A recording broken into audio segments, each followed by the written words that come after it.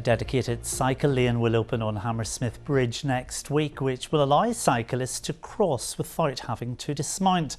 It comes as structural work to make the bridge safe has been paused.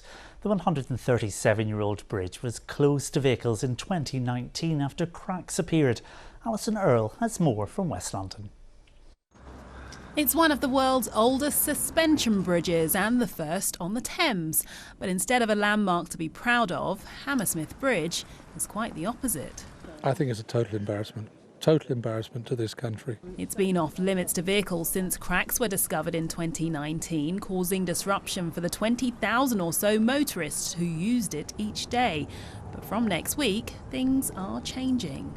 Well, for the past few years, cyclists have been forced to get off their bike and walk along the bridge. But from Tuesday, they'll be able to use a new two-way lane. But it is only temporary. It's just for 10 weeks while they fix damage caused after a boat of West Ham fans crashed into it in December. Well, for me personally, it's a good thing because I cycle from Barnes Putney. So obviously it's going to save me about 5 minutes, obviously being able to cycle. But I know it's very contentious in terms of driving over it and everything else. I feel like for me who's doing their daily walks, it's just it would be really great to kind of have it finally as it was before.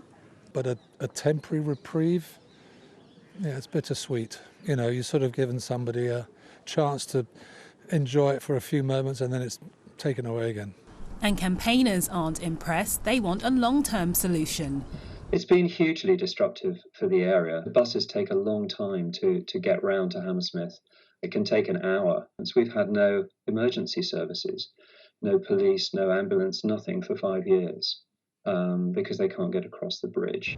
Hammersmith and Fulham Council said it's committed to the full reopening of the historic crossing. It's in talks with the Department for Transport and TfL over how to pay for all the works, which now stand at £250 million, more than double the original estimate.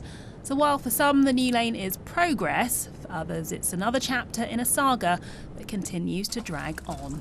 Alison Earle, BBC London.